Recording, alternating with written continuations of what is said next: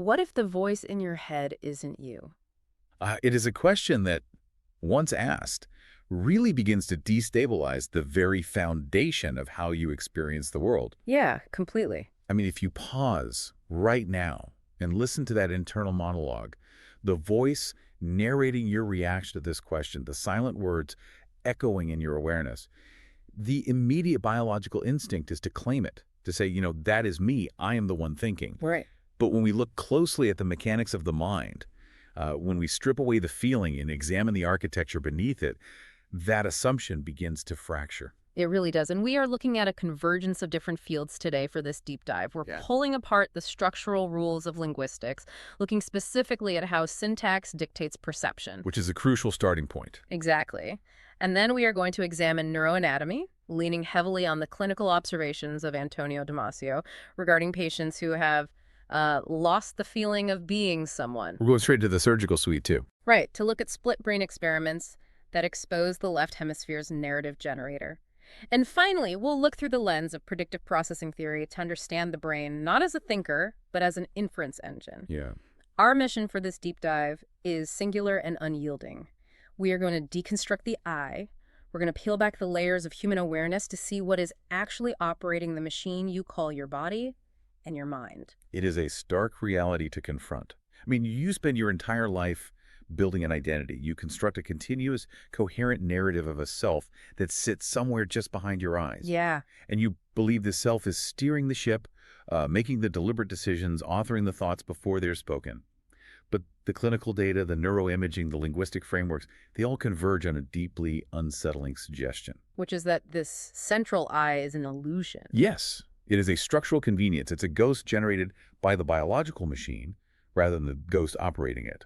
I want to start by looking at the framework we use to even conceptualize our own existence, which is language. It's very easy to assume that the way we speak about ourselves is a reflection of a biological reality. Right, we take it for granted. We do. But when you look across human languages, the first-person pronoun is not a universal constant. It is a design choice. That's a great way to put it, a design choice. Yeah. In English, I stands rigid. It is entirely unavoidable. The grammar of the English language dictates a very specific worldview, which is that every sentence must have a subject. Every action must belong to someone. The structure itself insists on authorship. It demands an owner for every experience. Exactly. I mean, think about how strange it is when you really look at it. If you look out the window at a storm, you say, it is raining. What is the it? There is no it. Right. There is no it performing the action. Raining is simply an event occurring. But English grammar literally cannot tolerate an action without an actor. And that intolerance for action without an actor shapes your entire cognitive landscape. That rigid structure creates a boundary. It forces an artificial separation between the observer and the observed. How so? Well, to understand how artificial this is, you have to contrast English with languages like Japanese or Korean, which linguists classify as pro-drop languages. Pro-drop, meaning pronoun dropping. Exactly. In those linguistic structures, the subject is frequently, even preferably, omitted altogether. A sentence exists perfectly well and conveys complete meaning without a declared I. Wow. Yeah, if you are cold, you don't necessarily say, I am cold. The language allows you to simply express the presence of coldness. Actions occur, thoughts arise, the environment changes. And the grammar doesn't force an owner onto the event. Right. It simply allows the event to be. What's fascinating here is whether the self emerged from experience or from syntax. Which implies that the necessity of an I isn't a rule of nature, it's just a rule of syntax. But if language is just a tool we invented to describe reality, why would we assume the tool is dictating the reality? I mean, couldn't it just be that English is a bit clunky, but the underlying self is exactly the same for an English speaker and a Japanese speaker? That is the natural defense, sure, but it overlooks how deeply language structures cognition. This touches on linguistic relativity. The idea that the language you speak actually influences how you think and perceive the world. So it's not a passive filter. Not at all. Yeah. Language does not just neutrally describe reality, it compresses reality. It frames it.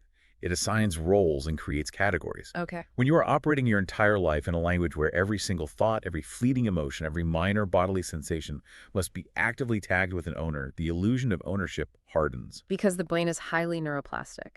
Exactly. It wires itself to become efficient at whatever it does most often.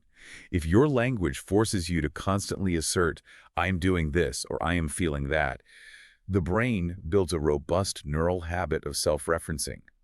It stops feeling like a grammatical rule and begins to feel like an undeniable metaphysical truth. So it's a structural convenience that hardened into metaphysics. Yes. We are essentially born into a linguistic architecture that trains us from the moment we can form words to claim ownership of biological outputs. That's precisely what's happening. Let's break that down for the listener. Your biological machine, your body, produces a drop in blood sugar. The brain registers this and produces a feeling of discomfort and a drive to consume calories. That is an entirely automated chemical process. A completely silent biological calculation. Right. But the grammar of your language forces the child to look at their parent and say, I am hungry.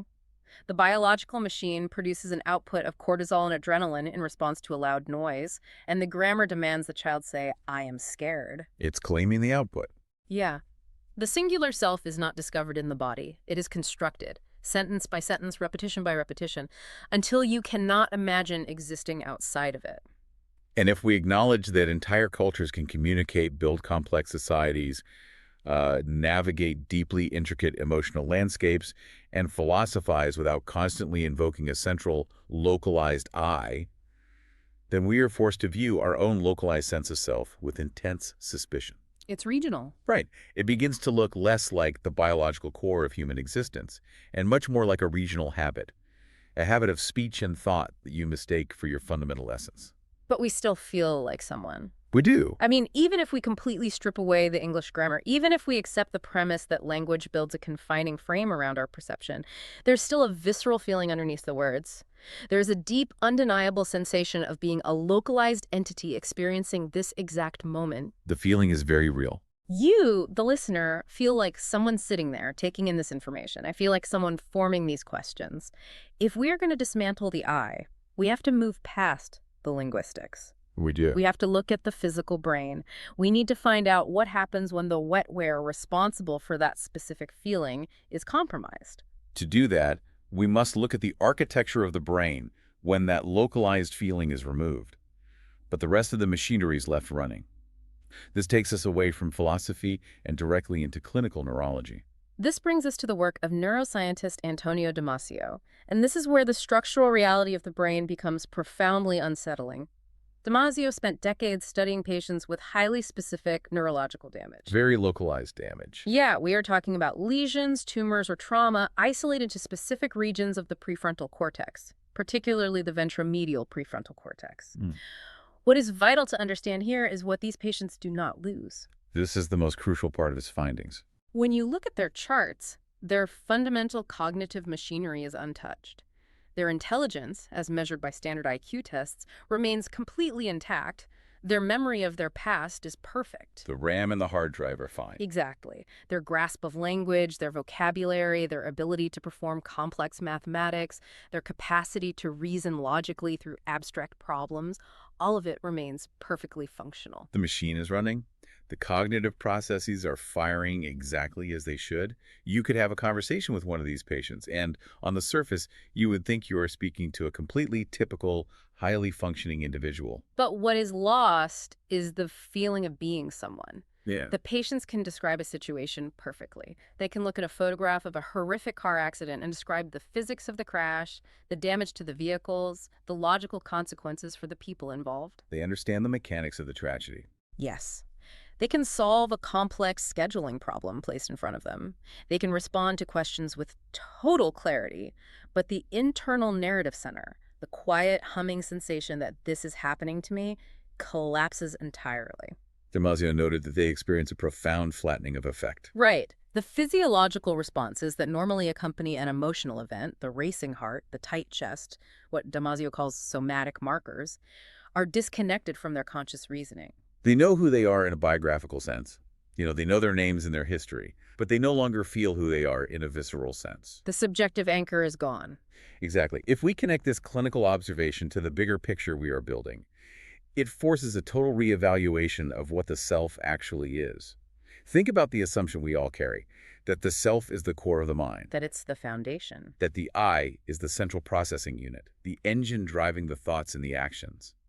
If the self were truly the fundamental core of cognition, then damaging the neurological seat of the self would destroy the entire cognitive system. Right, if you pull the motherboard out of a computer, the computer doesn't just lose its desktop wallpaper. A whole system shuts down. Yeah. But here, in these patients, the feeling of self is removed, and the intellectual logical system continues to function with striking precision. Which means the self is not the engine. It is not the motherboard. It is not fundamentally necessary for cognition to occur. It is merely an overlay. Yeah. It is a late-stage addition to the cognitive process. An overlay. Yes. Yeah. The brain takes a raw, massive influx of data from experience. The sights, the sounds, the memories, the logical calculations, and a specific localized network binds that data into a coherent story of ownership. Just tying it all together. But that story, that feeling of me, is completely separate from the modular processes that are actually generating the experience itself.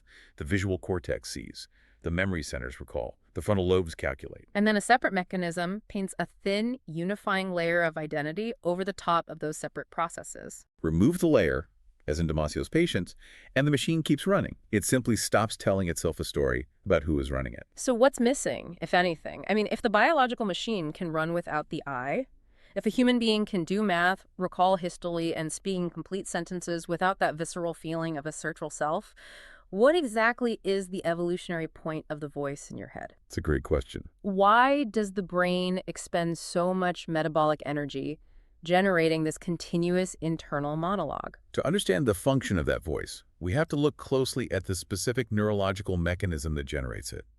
Neurobiology points us toward a highly specialized function located predominantly within the left hemisphere of your brain. The left brain. Right. Yeah. It is an area that quite literally cannot tolerate a vacuum of meaning. It cannot tolerate silence or unexplained phenomena. In cognitive neuroscience, this mechanism is often referred to as the interpreter. The interpreter. Its function is brutally simple, yet its implications are staggering. Its mandate is to explain everything. Everything. When your brain initiates an action, whether that action is conscious, like reaching for a cup of coffee, or completely unconscious, like shifting your weight in a chair, this interpreter mechanism immediately generates a narrative to make the action seem logically coherent. To make it seem intentional. Yes. Most importantly, to make it seem owned by you. We see this mechanism exposed with absolute clarity in split brain experiments. These are some of the most revealing and unsettling experiments in the history of neuroscience. Pioneered by researchers like Michael Gazzaniga and Roger Sperry? Exactly. They studied patients who suffered from debilitating, life-threatening epilepsy. To stop the electrical storms of the seizures from spreading across the entire brain, surgeons performed a procedure called a corpus callosotomy. They severed the corpus callosum. They did. That massive, thick band of millions of nerve fibers that connects the left hemisphere of the brain to the right hemisphere. After the surgery, the left half of the patient's brain literally could not communicate with the right half. Two separate, isolated spheres of consciousness operating in one skull. And researchers exploited this anatomical reality to test how the brain creates meaning. Because of how the human optic nerves are wired, what is called contralateral control, the right half of your visual field is processed exclusively by your left hemisphere, and the left half of your visual field is processed exclusively by your right hemisphere. Right. So by having a split-brain patient stare at a dot in the center of a screen, researchers could flash an image to the left side of the screen, ensuring that only the right hemisphere saw it. Let's walk through one of the most famous iterations of this experiment. The researcher flashes a command to the right hemisphere of the patient. The command simply says, walk. Okay. The right hemisphere reads the word, understands the command, and triggers the motor cortex. The patient stands up from their chair and begins walking toward the door. The action has been initiated entirely by the right brain. But here is the critical structural detail. Yes, the speech center, the ability to generate language, and this interpreter mechanism we were talking about live almost exclusively in the left hemisphere. So the patient is walking toward the door. The researcher stops them and asks the patient, or rather because speech is left lateralized, the researcher is asking the left hemisphere of the patient, why did you just stand up and walk toward the door? And remember the absolute reality of this surgical situation. The left hemisphere did not see the command to walk. It has absolutely no idea why the body is currently moving. It is entirely blind to the true, objective cause of the action. If the conscious I were truly in control, the patient would say, I have no idea why I'm walking, my body just stood up. But that almost never happens. The left hemisphere cannot tolerate the unexplained action. It doesn't admit ignorance. The blind interpreter mechanism instantly invents a reason. It just makes something up. The patient will say, I want to go get a drink of water, or I need to stretch my legs. And they do not say it as a guess. They do not say, maybe I was thirsty. They say it with the absolute unwavering certainty of personal authorship. Not as a hypothesis, as a fact. The left brain observes the body moving, realizes it needs a logical reason for the movement, creates a plausible narrative about being thirsty, and then feeds that narrative into consciousness as an original intention. Exactly. It speaks with a total conviction of authorship. It generates a narrative that perfectly aligns the unexplainable physical action with a logical, intentional desire. It weaves a story that retroactively makes sense of the body's behavior. This is the core revelation of this deep dive. I want you, the listener, to let this sink in, this running commentary inside your head right now, this explanation generator that constantly chatters, analyzing your environment, justifying your mood, saying, I chose this career, or I feel angry because of this, or I decided to listen to this deep dive. That voice is what you identify as yourself. You believe that voice is the author of your actions. But the split brain experiments prove that the order of operations is backwards. The biological action happens first. The neural processing, the calculation, the decision, the motor initiation, that all happens in the dark, silent computational networks of the brain. The explanation happens second. The voice you hear in your head is not the author of your life. It is the press secretary. The press secretary. I want to lean into that. Yeah, think about it. A press secretary for a government doesn't make the foreign policy. They don't write the laws. They don't launch the operations. You just explain them. They stand at the podium long after the complex, messy decisions have been made behind closed doors by countless unknown individuals, and their only job is to spin a coherent story for the public. They make it sound like it was all part of a grand intentional plan. And your internal press secretary speaks with total confidence, even when it is completely ignorant of the true biological, neurochemical, or environmental causes of your behavior. It just looks at what the body is doing, looks at the environment, and claims credit for it. That is exactly what it does. Okay, let's unpack this. Because if you really absorb what we are saying, it is deeply counterintuitive. It violates our moment-to-moment experience of reality. It does. If the voice is just a press secretary, if the explanation is always generated after the action has already been initiated, then why does it feel like control? This is the central friction. It's the most common resistance to this idea. When I sit at my desk and I reach for a glass of water, I feel the conscious intention to reach, and then my hand moves. The phenomenology of it is incredibly linear. I think it, therefore I do it. It feels flawlessly authored. If it's all post hoc narration, why does the illusion of top-down control feel so perfectly seamless? To understand why it feels like control, we have to entirely shift our perspective on what the brain is actually trying to accomplish in any given millisecond. We have to stop thinking of the brain as a passive receiver of reality that simply thinks and reacts. Okay. Modern neuroscience, particularly in the last 2 decades, increasingly frames the brain as a prediction engine. This is known as predictive processing theory, or the Bayesian brain hypothesis. A prediction engine. You have to visualize your brain's actual physical situation. Yeah.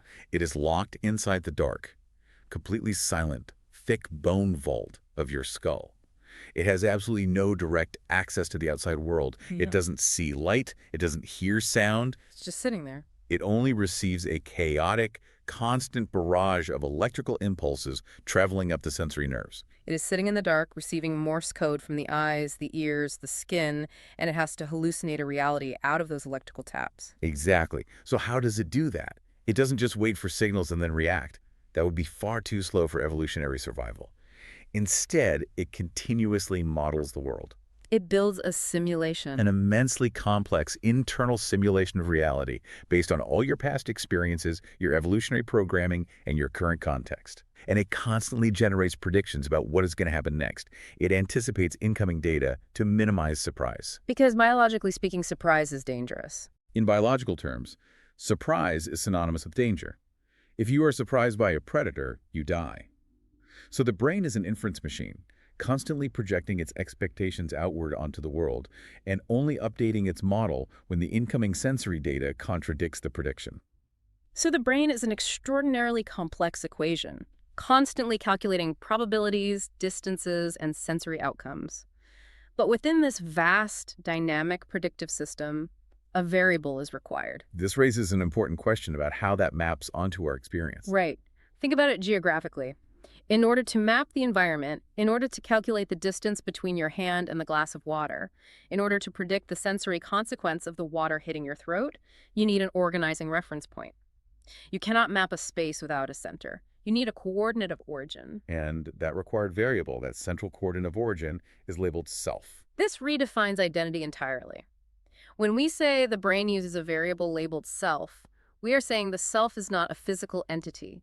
It is not a cluster of neurons sitting in the prefrontal cortex. It is a function. It's a tool. It is a mathematical placeholder in a biological equation designed to stabilize and anchor the brain's endless predictions. This clarifies that in predictive processing theory, the self is a function, not a thing. I want to keep this sharp for the listener because it's easy to get lost in the abstraction. A placeholder is not an agent. A placeholder does not have free will. No, it doesn't. Think about basic algebra. You have an equation with the letter x.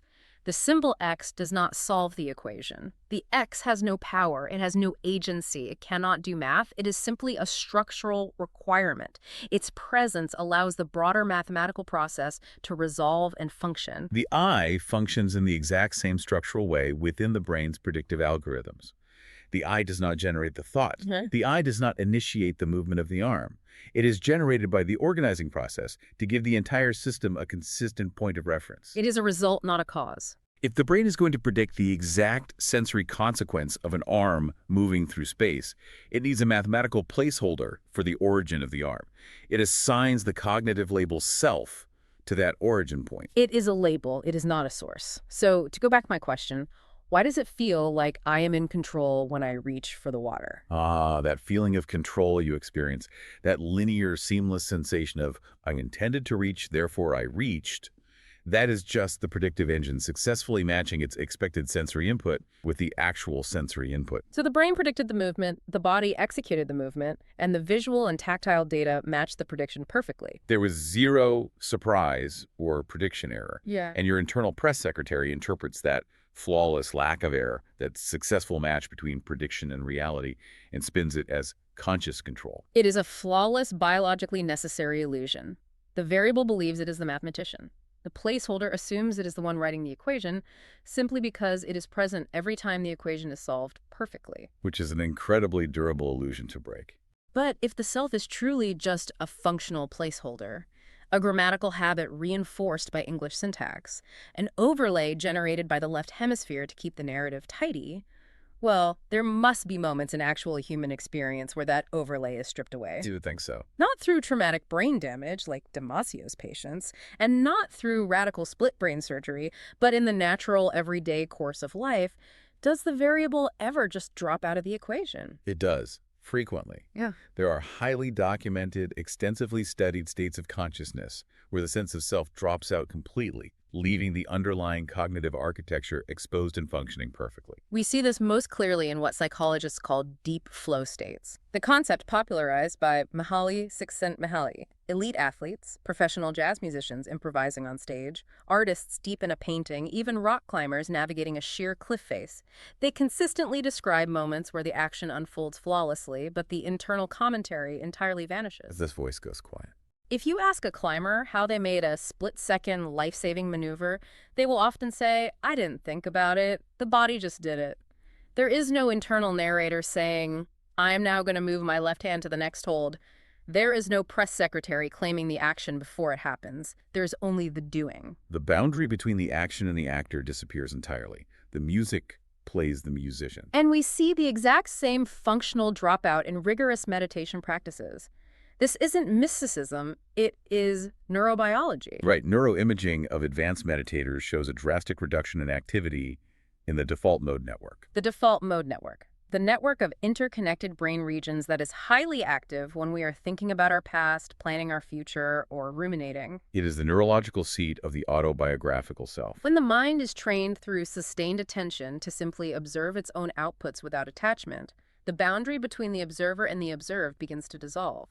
Thoughts arise, they pass, emotions flare up and fade away, and they are vividly seen, but no central owner steps forward to claim them. The internal grammar of the mind literally shifts. It stops saying, I am thinking, and it simply registers thinking is occurring. And we also see this in sudden, sometimes unprompted neurological events where people report the I vanishing abruptly, sometimes called ego dissolution. Yeah. And what is absolutely vital to note here for the listener who might find the idea of losing their self terrifying is the result. It is not a loss of function. When the variable drops out, when the narrator goes quiet, it does not produce confusion. It does not produce a collapse of the system. The person doesn't fall to the ground in a coma. Far from it. It produces a strange, profound precision. People who experience this sudden drop in the narrative overlay report a state of absolute clarity. It is not an experience of empty darkness or nihilism. It is the sudden, shocking absence of cognitive distortion. Because maintaining the self is exhausting. Think about how much of your mental energy is spent maintaining your identity, defending your ego, worrying about how others perceive you, regretting past actions of the self, anxiety about the future of the self. Yeah. When that narrative pressure vanishes, there is no internal commentary weighing down the moment. There is no desperate need to contextualize every single event into a lifelong story of who I am. There's just direct, unfiltered, high-fidelity experience. If the self were truly a biological necessity for awareness, its absence would mean a blackout. It would mean unconsciousness. If you remove the engine, the car stops. But in flow, in meditation, the engine isn't removed. The passenger who won't stop talking is simply asked to leave the vehicle. The lights stay on, The awareness actually becomes sharper. which proves the underlying reality of the system we've been uncovering. Experience does not require a narrator to occur. The universe is registered by the senses, processed by the brain, and reacted to by the body. It only requires a biological system capable of registering the sensory data. The narrator is late to the party. The narrator is the guy standing next to the speaker, talking loudly over the music, pretending he wrote the song. So maybe the noise is the illusion. All the anxiety, all the late-night rumination, all the heavy, exhausting lifting of carrying a concrete identity through the world, maybe it is all generated by a frantic left brain interpreter. A mechanism desperately trying to explain, justify, and own a biological machine that already knows exactly what it is doing. The narrative of you is not the engine driving the car. The narrative of you is just the exhaust of the engine. It is a byproduct of complex computation. This brings us to the final cut. The surgical conclusion that this convergence of neuroscience, linguistics, and psychology leaves us with. It forces you, the listener, to look at the very mechanics of your own thought process, right here, right in this exact moment. Listen to the silent thoughts forming as you process what we are saying. Pay attention to the voice reacting to this deep dive. Every time a sentence begins in your mind with the words, I think, a massive, intricate biological process is already entirely complete. Before the word I even echoes in your conscious awareness, vast neural activity has already unfolded in the dark. Millions of synapses have fired. A complex, algorithmic conclusion has formed. The internal statement, I think, is nothing more than post-event narration. The biological structure generates the thought, and then a millisecond later asserts ownership after the fact. But the structure making the claim has absolutely no awareness of its own construction. Your internal voice cannot see the neurons firing. It cannot observe the predictive processing algorithm calculating probabilities. It does not stand outside the system looking in. It is the system. The speaker and the speech are the exact same biological event. There is no separation. There is no tiny person, no homunculus, sitting in a dark theater in your head watching the screen of your eyes. There is no observer behind the words, just a continuous, silent biological process generating outputs and a localized mechanism narrating them as if they were consciously chosen. Every I think is post-event narration. The system speaks, then claims ownership.